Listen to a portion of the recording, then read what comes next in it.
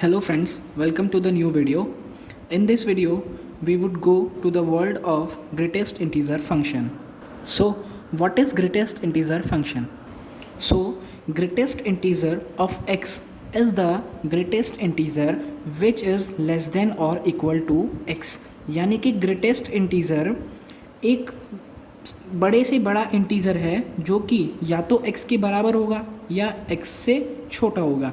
जैसे कि अगर हम बोलें y इज़ इक्वल्स टू, हमको दिया है greatest integer function of x, तो जो इसका आंसर होगा वो या तो x के बराबर होगा या x से छोटा होगा। जैसे कि अगर हमको दिया ग्रेटेस्ट इंटीजर फंक्शन ऑफ 7.6, इसे कैसे देखें हम इसे नंबर लाइन पे 7.6 को कहीं पे दिखाएंगे।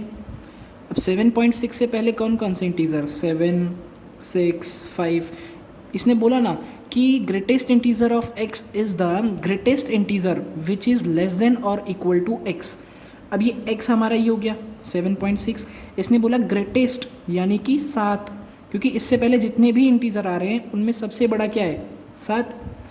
अगर हमको बोल देता कि ग्रेटेस्ट इंटीजर ऑफ 8, तब नंबर लाइन पे 8 दिखा देते, यही x है, और सेम चीज़ बाहर निकल जाएगी क्योंकि ये खुद ही इंटीजर है। तो इसीलिए इसने बोला कि greatest integer of x is the greatest integer which is less than और इक्वल टू x। अगर मान लो कि हमें दिया 6.4, तो इसका क्या आंसर होगा 6। मतलब सीधा सीधा इंटीजर पार्ट आपको बताना है।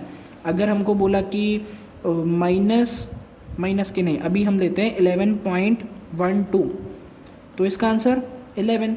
अगर हमको बोला 12.9999, अब इसका आंसर भी क्या 12। अपन को सिर्फ इंटीजर पार्ट देखना है।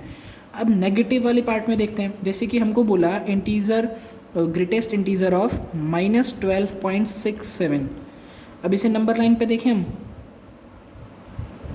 0 से लेफ्ट साइड में -12.67।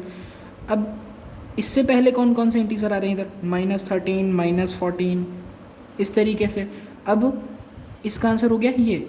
अब कोई भी जो नंबर होता है हमारा, कोई भी x है, वो किन किन से मिलके बना होता है greatest integer function of x plus fractional part of x, यानी कि एक तो इंटीजर और एक फ्रैक्शनल पार्ट।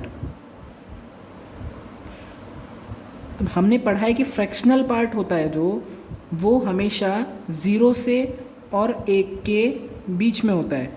0 हो सकता है लेकिन 1 नहीं हो सकता, 0 से 1 के बीच में होता है सिर्फ और सिर्फ, वो भी पॉजिटिव होता है। x कभी ये फ्रैक्शनल पार्ट कभी नेगेटिव नहीं होता।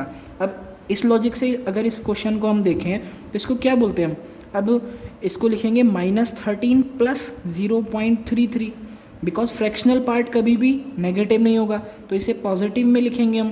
तो अब इस तरीके से लिख देंगे हम इसे, तो ये हो गया हमारा फ्रैक्शनल पार्ट और ये क्या हो गया हमारा ग्रेटेस्ट इंटीजर फंक्शन, और इसी को ही इसका इंटीग्रल पार्ट बोलेंगे इस क्वेश्चन का। अब जैसे हमें बोला कि ग्रेटेस्ट इंटीजर फंक्शन ऑफ -3.6 बताओ, तो इसे हम किस तरीके से लिखेंगे -4 प्लस 0.4। तो अब ये हो गया फ्रैक्शनल पार्ट। अभी बताया ना फ्रैक्शनल पार्ट कभी नेगेटिव नहीं होगा। आप इसको इस तरीके से नहीं लिख सकते कि -3 -0.6 लिख दोगे आप, नहीं। हाँ, हालांकि -3.6 को हम इस तरीके से लिख सकते हैं, लेकिन आपको फ्रैक्शनल पार्ट को पॉजिटिव बनाना है। पॉजिटिव बनाने के लिए आपको इस तरीके से लिखना पड़ेगा। और -4 क्या हो गया आपका GIF, यानी कि ग्रेटेस्ट इंटीजर फंक्शन, यानी कि integral part of this question. ठीक है। अगर मान लो अगला क्वेश्चन आपको बोला जाए ग्रेटेस्ट इंटीजर फंक्शन ऑफ पाई बताओ। अब पाई क्या है, पाई है ऑलमोस्ट इक्वल टू 3.14। अब 3.14 का ग्रेटेस्ट इंटीजर फंक्शन क्या हुआ 3। अगर मैं बोलूँ कि ग्रेटेस्ट इंटीजर फंक्शन ऑफ -पाई बताओ, तो अब -पाई की वैल्यू कितनी हो गई -3.14, और इसका GIF क्या हो गया -4, बिकॉज -3 से अगर इसको हम कुछ इस फॉर्म में लिखेंगे हम, तब -4 आएगा आंसर। अगर अंदर आ जाए greatest integer function of e, अब e क्या है कांस्टेंट होता है जिसकी वैल्यू क्या होती है 2.71। ठीक है, तो इसका अगर GIF निकालें तो क्या होगा 2, और अगर -e का निकालें तो ये होगा ऑब्वियस सी बात -3 होगा ये। सो ओवरऑल ये कह सकते हैं हम कि y is equals to greatest integer function of x में जो हमेशा आउटपुट मिलेगा, आउटपुट वो हमेशा क्या मिलेगा हमें, एक इंटीजर।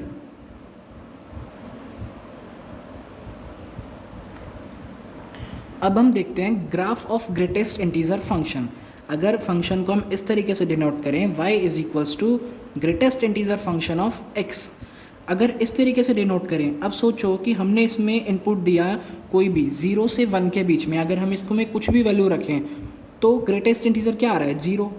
ऑब्वियस ही बात है, आप चेक करके देखिए इसमें कि आपने क्या रखा है इसके अंदर, आपने 0 रखा तो क्या इसने दिया 0, अगर आपने रखा 0.1 तो क्या दिया इसने 0, अगर आपने रखा 0.67 तब भी इसने क्या दिया 0, 0.999 रखा तब भी क्या आएगा 0।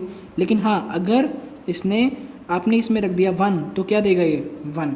तो अब हम देखें कि 0 से 1 तक की हर वैल्यू के लिए, 0 से 1 तक की हर वैल्यू के लिए ये 0 देता है, 0। लेकिन 1 पे क्या देता है 1, तो यहाँ पे अपन ये ओपन छोड़ देते हैं इसको, ओपन, या इस ओपन का मतलब क्या है कि 1 रखते हैं तो हमें ये वाला ग्राफ नहीं मिलता, यानी कि 1 नहीं मिलता, 1 पे क्या मिलता है हमें 1, इसको हमने यहाँ पे क्लोज कर दिया।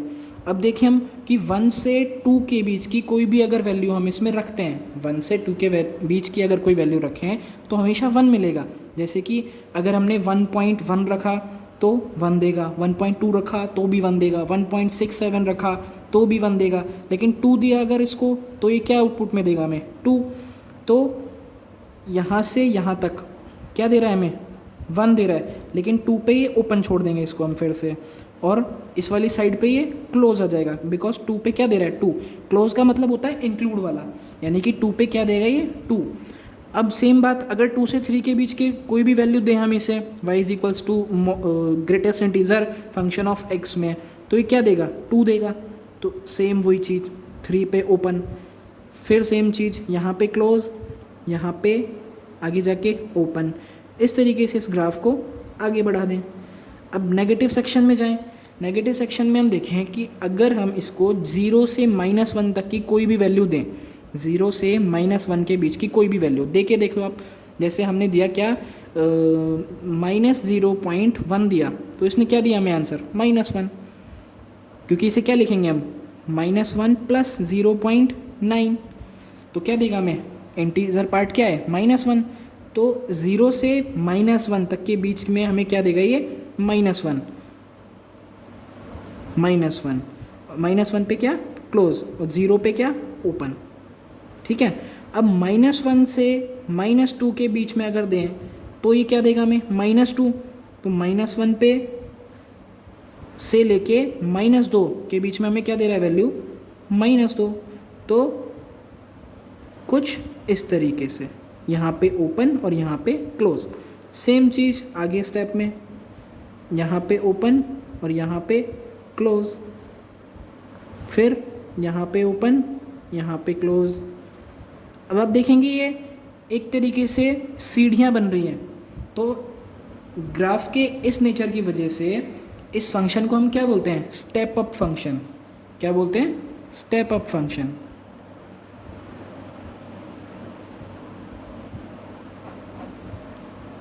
अब अगर मैं एक क्वेश्चन देखूं क्या कि greatest integer function of x is equals to 3, तो x की रेंज कहाँ से कहाँ तक होगी। अब थोड़ा सोचिए, 3 value greatest integer function of x कब कब दे सकता है। ऑब्वियस सी बात है कि जब x की रेंज 3 से और 4, 3 इंक्लूडेड और 4 अनइंक्लूडेड के बीच में हुई, तब ये क्या देगा हमेशा 3 देगा, तो इसका आंसर ये हो जाएगा। अगर नेक्स्ट क्वेश्चन देखें हम क्या कि greatest integer function of x is equals to -5, अब -5 कब कब देगा, थोड़ा सा सोचें आप स्क्रीन पॉज करके, कब कब देगा जब x की वैल्यू -4 से -5 के बीच में होगी। ये थोड़ा साइन उल्टा हो जाएगा, जब x की वैल्यू -5 से और -4 के बीच में और -5 इंक्लूडेड। अब इन दोनों के बीच में कोई भी वैल्यू लेके देखिए, -4.5 रखो क्या देगा -5 देगा, -5 रखा तो -5 देगा, -4.99 रखा तो भी क्या देगा, -5 देगा। अब बात करते हैं हम properties of greatest integer function. Property क्या होती हैं कि अगर हम फंक्शन को f of x is equals to greatest integer function of x बोलें, तब पहली प्रॉपर्टी क्या होती है कि greatest integer function of x is greater than x minus 1 and less than equal to x। ये भी सीखा था कि या तो इसके बराबर होता है, x के बराबर होता है, या फिर इससे छोटा होता है, और छोटे की भी कोई रेंज है कि x माइनस 1 से छोटा नहीं होता। जैसे कि अगर सपोज करें कि अगर हमको दिया है 5.8, तो ये 5.8, अब देखो x की वैल्यू इसमें क्या है 5.8, या तो 5.8 से इक्वल होगा या इससे छोटा होगा, और 5.8 माइनस 1 यानी कि 4.8, अब 4.8 से तो बड़ा ही होगा, और 5.8 के या तो इक्वल होगा या इससे छोटा होगा। अब इसका वैल्यू क्या आती है 5। अब आप देखो सेटिस्फाई कर रही है, देखो 5 4.8 से तो बड़ा है और 5.8 से छोटा है। अब दूसरी प्रॉपर्टी देखें हम, दूसरी प्रॉपर्टी क्या बोलती है कि greatest integer function of x plus i क्या है यहाँ पे कोई इंटीजर, क्या होता है greatest integer function of x plus i. जैसे कि अगर हमको बोल दिया कि ग्रेटेस्ट इंटीजर फंक्शन ऑफ 6 निकालिए, तो क्या होता है, ऑब्वियस सी बात 6 होता है। लेकिन अगर हम 6 को क्या लिख दें 5 प्लस 1 लिख दें, तो इसको क्या बोलेंगे प्रॉपर्टी से हम, greatest integer function of 5 plus greatest integer function of 1, that is 5 plus 1 is equals to 6। सबसे इम्पॉर्टेंट प्रॉपर्टी है third property, that is greatest integer function of x plus greatest integer function of minus x किसके बराबर होगा 0। कब होगा, जब x is integer, और -1 के इक्वल होगा कब, जब x is not a integer. अब इस चीज़ को प्रूव करते हैं हम। अब पहला केस देखिए हम कि हमने बोला x is equals to integer, जैसे कि हमने बोल दिया ग्रेटेस्ट इंटीजर फंक्शन ऑफ 7। अब 7 का देखें हम, प्रॉपर्टी क्या बोलती है हमारी, greatest integer function of x plus greatest integer function of minus x is equals to 0, ये आना चाहिए। अब देखिए हम greatest integer function of x यानी कि 7 का ग्रेटेस्ट इंटीजर फंक्शन 7 और -7 का -7 is equals to 0, that is our RHS side. अगर x is not a integer, x is not a integer, जैसे कि अगर हम बोलें 7.8, अब 7.8 का देखें हम, तो अगर greatest integer function of x निकालें, यानी कि greatest integer function of 7.8 that is 7 plus greatest integer function of -7.8 that is -8, इसको सॉल्व किया तो -1, यानी कि हमारी प्रॉपर्टीज़ दोनों बिल्कुल सही हैं। अब एक छोटा सा अच्छा सा सवाल देखते हैं कि greatest integer function of 1/2 plus greatest integer function of 1/2 plus 100 plus greatest integer function of 1/2 plus 3/100 plus dash dash dash up to 1/2 plus 99/100 का ग्रेटेस्ट इंटीजर फंक्शन। अब इसको सॉल्व करें हम, ये क्या है 1/2 क्या होता है 0.5, इसका ग्रेटेस्ट इंटीजर 0, ये इसका भी 0, इसका भी 0, कब तक 0 आएगा आप सोचिए, इसमें बीच में कहीं ना कहीं एक वैल्यू आएगी 1/2 प्लस 50/100 का ग्रेटेस्ट इंटीजर फंक्शन। ये क्या 1/2 1/2 1/2 1 और 1 का ग्रेटेस्ट इंटीजर 1। अब लास्ट वाला देखें हम, लास्ट वाला भी आप ध्यान से देखिए 2 से छोटा है। अब 2 से छोटा है तो इसका भी ग्रेटेस्ट इंटीजर क्या आएगा 1। तो अब हमें कहाँ से कहाँ तक का देखना है 1/2 प्लस 50/100, क्योंकि 49/100 यानी कि 1/2 प्लस 49/100, 1/2 प्लस 49/100 ये वैल्यू 1 से छोटी है, लेकिन इसके जस्ट अगली वाली ये वैल्यू आएगी और ये 1 है, यानी कि इससे पहले वाली तो सब 0 हैं और 0 में 0 ऐड किया तो कोई फ़र्क नहीं पड़ा।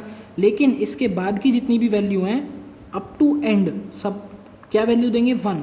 तो हमें जोड़ना है 1/2 प्लस 50/100 के ग्रेटेस्ट इंटीजर फंक्शन से plus 1/2 plus 51/100 plus dash dash dash dash up to 1/2 plus 99/100 यहाँ तक।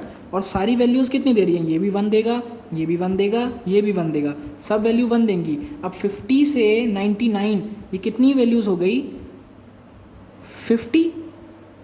तो आंसर हमारा कितना हो गया 50। ये 50 टर्म्स हैं, 50 टर्म्स, हर टर्म 1 दे रही है, तो 1 + 1 + 1 + 1 कितनी बार, 50 बार। तो आंसर क्या आ गया 50। अब नेक्स्ट क्वेश्चन है greatest integer function of x plus greatest integer function of -x is equals to x² - 3x - 1। अब अभी प्रॉपर्टी पढ़ी थी कि ये वाली वैल्यू या तो 1 होती है, ये -1 होती है, या फिर 0 होती है। अब केस 1 लिया हमने, क्या लिया कि x क्या है, इंटीजर। अगर इंटीजर है तो ये वैल्यू कितनी आएगी 0। तो 0 is equals to x² - 3x - 1, यानी कि x की वैल्यू कैसे निकालेंगे, -3 प्लस माइनस अंडर रूट -3 नहीं, -b होता है तो +3, 3 + माइनस अंडर रूट 9 - 4 इंटू -1/2, यानी कि 3 + माइनस अंडर रूट 13/2। अब इन दोनों का क्या लेना पड़ेगा हमें, इंटरसेक्शन। आपने बोला x इंटीजर है और यहाँ तो इंटीजर आ ही नहीं रहा, तो यानी कि यहाँ पे तो कोई सॉल्यूशन मिला ही नहीं हमको। केस 2 अगर देखें हम कि x इज़ नॉन इंटीजर, तब ये वैल्यू हमें क्या देगी -1। तो -1 is equals to x² - 3x - 1, यानी कि x² - 3x is equals to 0। x common लिया, x - 3 is equals to 0, x is equals to 0 और 3।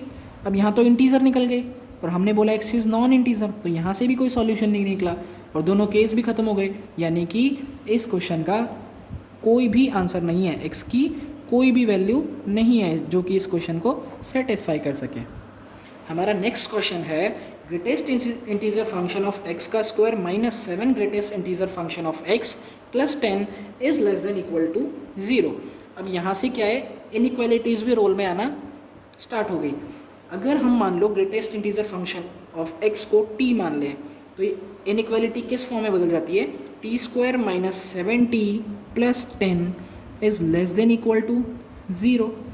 तो t² - 5t - 2t plus 10 is less than equal to 0। t अगर कॉमन लें तो t - 5 and -2 common लें तो फिर t - 5 is less than equal to 0। t - 2 into t - 5 is less than equal to 0। इसका solution क्या आएगा, आप निकाल के देखिए, t बिलोंग्स टू 2 से 5। अब t बिलोंग्स टू 2 से 5 इंक्लूडेड इंटरवल्स। अब 2 से 5, अब t क्या है हमारा, greatest integer function of x। अब 2 से 5 की रेंज में तो बहुत सारे नंबर्स आते हैं, लेकिन ग्रेटेस्ट इंटीजर फंक्शन क्या होता है, एक इंटीजर होता है। तो इस रेंज के बीच के जो इंटीजर हैं वो ही प्रोड्यूस करेगा, बाकी पॉइंट्स की वैल्यू तो देता ही नहीं है ग्रेटेस्ट इंटीजर फंक्शन। तो क्या आ सकता है, या तो 2 आ सकता है, 3 आ सकता है, 4 आ सकता है, या फिर 5 आ सकता है। अब 2 कब आएगा, 2 कब आएगा ग्रेटेस्ट इंटीजर फंक्शन की वैल्यू, जब क्लोज इंटरवल 2 से और 3 ओपन इंटरवल इसके बीच की वैल्यू होगी कोई x, ठीक है। 3 कब देगा, जब क्लोज इंटरवल 3 से ओपन इंटरवल 4। 4 कब देगा, क्लोज इंटरवल 4 से ओपन इंटरवल 5। एंड 5 कब देगा, क्लोज इंटरवल 5 से ओपन इंटरवल 6। अब इन सबको यूनियन कर देंगे बिकॉज सारे ही हमारे सॉल्यूशंस हैं। तो ओवरऑल देखें, ये दोनों जुड़ जाएंगे, ये दोनों आपस में जुड़ जाएंगे, ये भी जुड़ जाएंगे।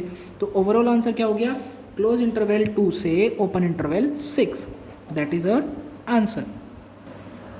अब हम देखते हैं basic greatest integer function inequalities. पहली देखते हैं हम, अगर हमको क्या दे दिया जाए कि greatest integer function of x is greater than equal to a। अब greatest integer function of x greater than equal to a में greatest integer function of x क्या क्या वैल्यू ले सकता है, क्या क्या ले सकता है, a ले सकता है, a+1 ले सकता है, a+2 ले सकता है। यानी कि अगर मैं बोलूँ कि x की वैल्यू हमेशा बिलोंग करेगी क्लोज इंटरवल a से इन्फिनिटी। आप थोड़ा दिमाग लगाइए कि मिनिमम a दे सकता है। a कब देगा, जब a से मिनिमम a के बराबर हो। अगर a से a+1 के बीच की कोई वैल्यू देगा तब भी a देगा। तो इस तरीके से इसका सॉल्यूशन एरिया क्या हो गया, कि अगर greatest integer function of x is greater than equal to a है तो x belongs to close interval a से इन्फिनिटी। सिमिलरली सेकेंड क्या है, greatest integer function of x is greater than a, तब x बिलोंग करता है a+1 से के बराबर या फिर उससे बड़ा, यानी कि x belongs to close interval a+1 से इन्फिनिटी। थर्ड कंडीशन देखें, greatest integer function of x is less than equal to a, तब x बिलोंग करता है a+1 से छोटी वैल्यू, यानी कि x बिलोंग्स टू -इन्फिनिटी से a+1 open interval. And last one is greatest integer function of x is less than a, then x is less than a, यानी कि x बिलोंग्स टू -इन्फिनिटी से a। इस video में इतना ही। If you have any doubt please comment below, I will be happy for answering them.